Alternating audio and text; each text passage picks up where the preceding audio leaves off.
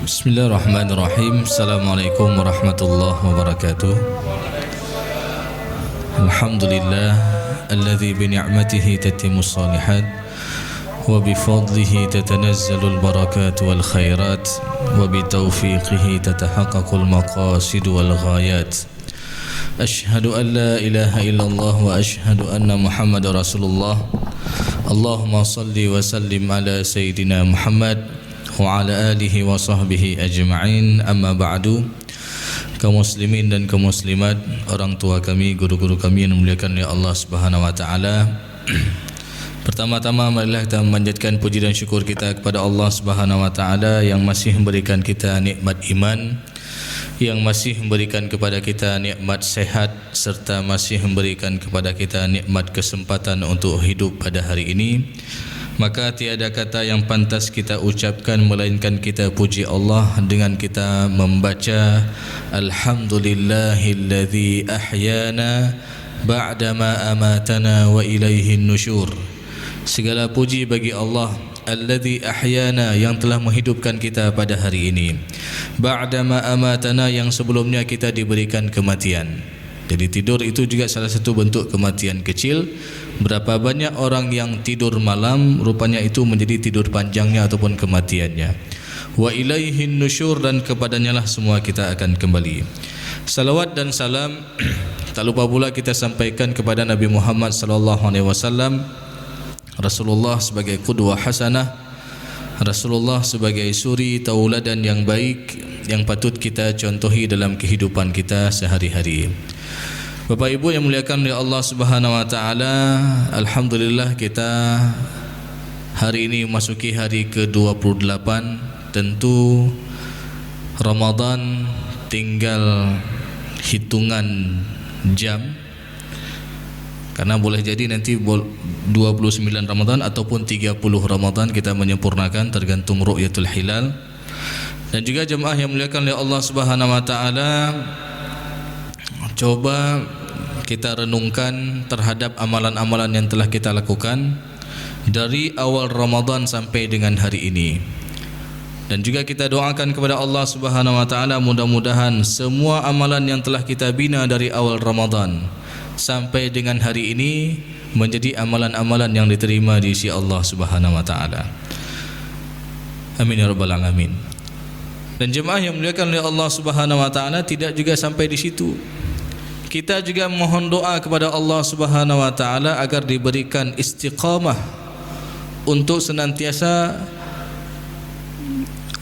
terus melaksanakan amal-amal ini, tidak hanya di bulan Ramadan. Dan bahkan pernah salah seorang sahabat Rasulullah SAW memohon petunjuk daripada Rasulullah SAW. Ya Rasulullah, tolong kabarkan kepadaku tentang suatu kalimat yang mana dengan kalimat ini bisa aku pegang teguh sampai dengan akhir hayatku. Lalu apa kata Rasulullah SAW kepada sahabat tersebut? Rasulullah mengatakan, Qul amantu billah thumma istaqim.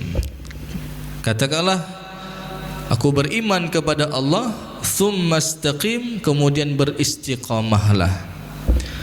Maka istiqamah ini menjadi sesuatu yang penting, jemaah yang muliakan oleh Allah Subhanahu wa taala. Jangan sampai amalan kita menjadi sia-sia. Bahkan di dalam Al-Quran, Allah Subhanahu wa taala pernah memberikan suatu tamsilan tentang seorang yang melakukan perbuatan yang sia-sia, di mana Allah Subhanahu wa taala berfirman, wala takunu kallati naqadat ghazlaha min ba'di quwwatin ankatha. Dan janganlah kalian seperti seorang wanita tua yang mana di waktu pagi dia pintal benang, sampai dengan waktu petang, ketika pintalan benangnya itu sudah kuat, lalu dia cerai-beraikan kembali. Maka ini menunjukkan suatu perbuatan yang sia-sia, jemaah yang muliakan oleh Allah Subhanahu wa taala. Suatu perbuatan yang tidak ada artinya. Dari pagi dia pintal dengan kuat, sudah kuat pintalan benangnya, lalu dia cerai-beraikan kembali. Maka ini mirip ketika ada orang yang ketika di awal Ramadan dia bina amalan-amalan sampai dengan akhir Ramadan, setelah Ramadan dia rusak kembali dengan perbuatan dosa dan maksiat. Maka oleh karena itu jemaah yang muliakan oleh Allah Subhanahu wa taala, tentu saja amalan yang telah kita bina daripada puasa itu sendiri, bacaan Al-Quran itu sendiri, qiyamul lail dan lain sebagainya, maka ini jangan sampai kita stop ketika hanya sampai di bulan Ramadan. Maka jangan sampai kita menjadi kun rabbaniyan, ya. Jadilah kita seorang hamba yang senantiasa menyembah Allah kapanpun dan dimanapun kita berada. Wala takun ramadhaniyan, dan jangan kita hanya menjadi hamba ketika di bulan Ramadan. Karena Ramadan pada hakikatnya adalah bulan kita latihan. Ketika kita sudah terbiasa dengan latihan-latihan tersebut, ketika telah kita menjadi orang-orang yang sukses dalam latihan tersebut, insya-Allah dia terus beristiqamah dengan amalan itu setelah di luar Ramadan. Dan jemaah yang muliakan oleh Allah Subhanahu wa taala, tentu di akhir Ramadan juga ada suatu kewajiban yang harus kita laksanakan yang berkaitan dengan harta-harta kita.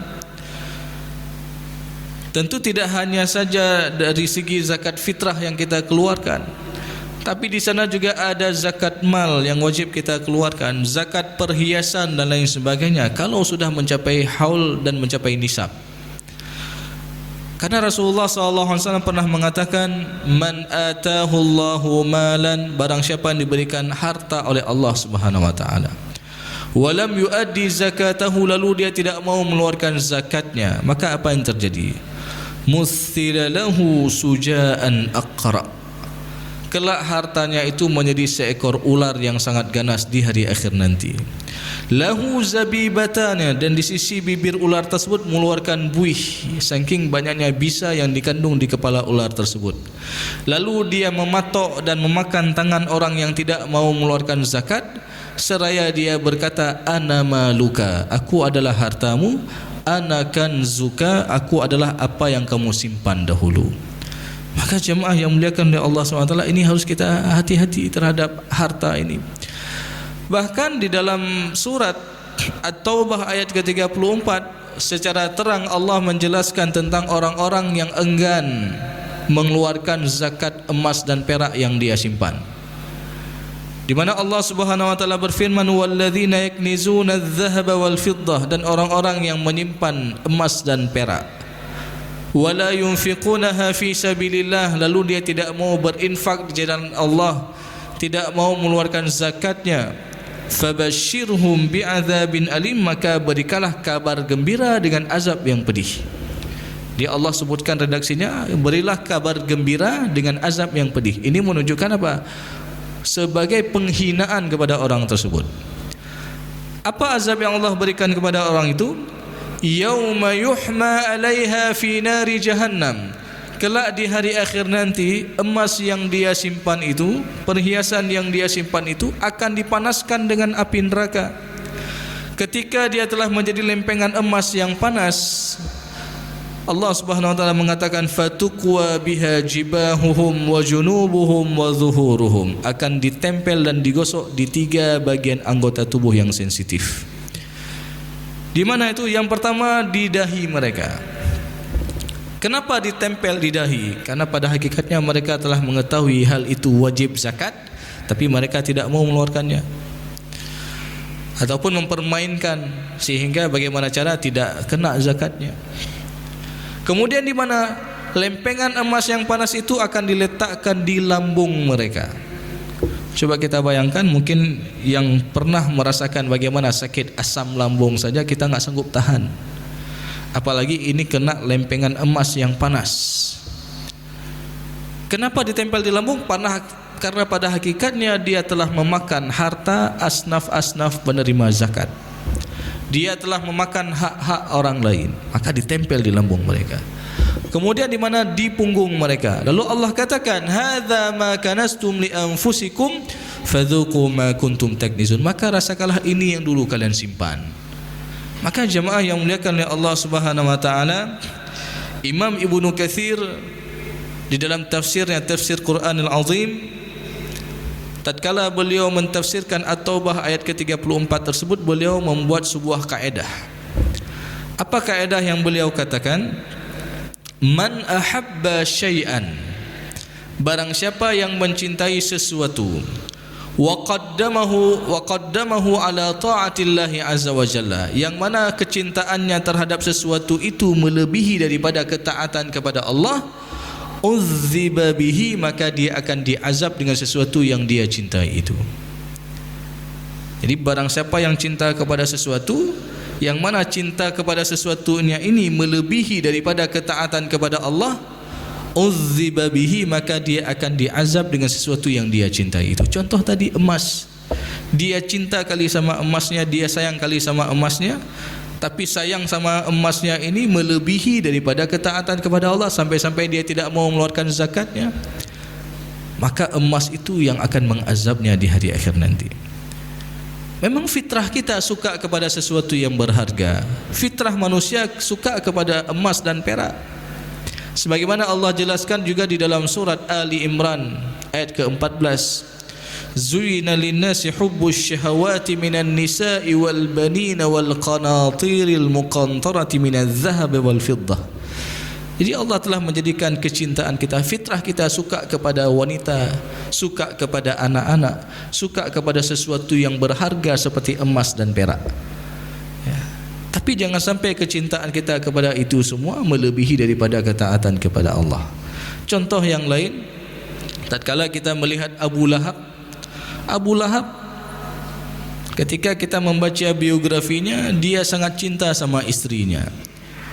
Saking cinta kepada istrinya sampai-sampai dia tidak mau memenuhi panggilan Allah dan Rasulnya. Apa yang dikatakan oleh istrinya, dia selalu dia turuti. Istrinya suruh boikot Nabi Muhammad, dia boikot.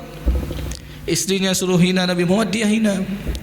Sehingga di hari akhir nanti apa azab yang Allah berikan kepada Abu Lahab? Wa imra'atuhu hammalatal hatab. Istrinya sendiri yang akan membawa kayu bakar, yang akan membakar Abu Lahab. Coba kita bayangkan, di dunia kita sayang sekali sama orang itu, tapi pada hakikatnya dia yang akan mengazab kita di hari akhir nanti. Oleh karena itu jemaah yang muliakan oleh Allah Subhanahu wa taala, marilah sama-sama sekali lagi kita coba merenungkan terhadap amal-amal kita. Tentu saja sebagaimana yang sering kita ulang-ulang, yang namanya amal ini tidak hanya amalan yang berkaitan hubungan kita dengan Allah, tapi juga amalan yang berkaitan muamalah kita dengan sesama. Yang mana Allah Subhanahu wa taala berfirman dalam surat Ali Imran ayat 133 134, di antara ciri-ciri muamalah ataupun ciri-ciri takwa yang berkaitan dengan hablum minan nas adalah dia gemar membantu orang lain, baik dia dalam keadaan lapang ataupun dalam keadaan sempit. Wal kadhiminal ghaidha, yang kedua dia mampu menahan amarah-amarahnya, mampu menahan emosi-emosinya. Wal afina anin nas, dan mau memaafkan kesalahan orang lain. Wallahu yuhibbul muhsinin, dan Allah mencintai orang-orang yang berbuat baik. Maka oleh karena itu jemaah yang muliakan oleh Allah SWT, sekali lagi Ramadan tentu saja mendidik kita, tidak hanya kita taat secara hubungan kita dengan Allah, tapi juga di sana ada ketaatan yang berkaitan dengan ketaatan sosial. Kita saling berbagi, kita saling peduli antara kita dengan sama yang lainnya, kita tahan amarah dan kita tidak saling dendam ataupun kita saling memaafkan. Maka kalau ini terwujud setelah Ramadan nanti, insya-Allah kita termasuk orang-orang yang bertakwa.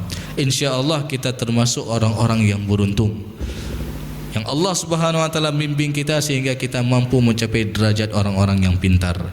Karena orang yang pintar itu pada hakikatnya Rasulullah mengatakan, al-kayyisu man dana nafsahu wa amila lima ba'dal maut. Orang pintar itu adalah orang yang mau melakukan muhasabah terhadap dirinya, muhasabah terhadap dirinya, terhadap amalnya, terhadap muamalahnya.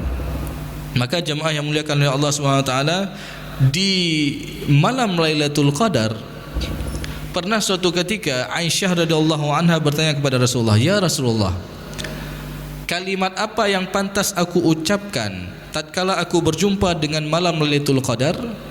Lalu Rasulullah SAW mengatakan, "Wahai Aisyah, katakanlah dan mohon doa kepada Allah dengan mengucapkan Allahumma innaka afuun tuhibbul afwa fa'fu anni. Ya Allah, Engkau adalah zat yang maha pemaaf, tuhibbul afwa, dan mencintai kemaafan, fa'fu anni, maka maafkanlah segala kesalahan-kesalahanku. Terkadang ada orang yang bertanya, Ustaz, apakah doa ini bagi orang-orang yang buat dosa saja? Bagaimana dengan orang-orang yang taat sekali? Bagaimana orang-orang yang gemar beribadah? Tetap sama, kita baca doa yang sama, kita mohon kemaafan kepada Allah. Dan juga kita mohon jangan sampai kita ujub dengan amalan-amalan yang telah kita kerjakan. Maka perlu sekali untuk kita lakukan muhasabah terhadap amal kita. Dan juga kita jaga keikhlasan kita kepada Allah Subhanahu wa taala. Dan jikalau ini bisa kita laksanakan, jikalau ini bisa kita lakukan, ya, baru kemudian kita beramal terus, beramal, ya, tidak hanya di bulan Ramadan, tapi juga selesai setelah daripada bulan Ramadan, kita istiqamah dengan amalan-amalan yang telah kita bina dari awal Ramadan sampai dengan detik ini. Mudah-mudahan kita semua bisa menjadi hamba-hamba Allah yang bertakwa dan menjadi hamba-hamba Allah yang senantiasa istiqamah kapan saja dan di mana saja kita berada, dan pada akhirnya kita terus akan menyembah Allah kapanpun dan dimanapun kita berada. Tidak hanya kita menyembah Allah hanya pada bulan Ramadan. Mungkin ini saja sebagai tausiah ataupun renungan singkat pada pagi yang berbahagia ini. Mudah-mudahan ada manfaatnya bagi saya pribadi dan juga bagi kaum muslimin dan kaum muslimat sekalian. Lebih dan kurang saya mohon maaf. Aqulu qawli hadza wa astaghfirullah li wa lakum wa lisal mu'minin. Wassalamualaikum warahmatullahi wabarakatuh.